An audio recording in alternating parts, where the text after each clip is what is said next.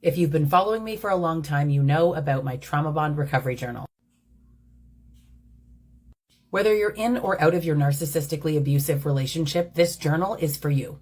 12 weeks of self-reflection to help get you out of that fog and break your trauma bond. Then you break your trauma bond and you still don't feel completely yourself. There's so much work to be done in rediscovering who you are. And that led me to write journal number 2 in the Trauma Bond Recovery series.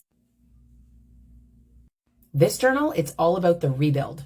This journal, it's going to take you through 4 main steps: self-exploration, embracing your imperfections, listening to yourself, and finally, building a future. Leaving an abusive relationship, it's hard, it's messy. Healing is waiting for you, but you have to know where to start.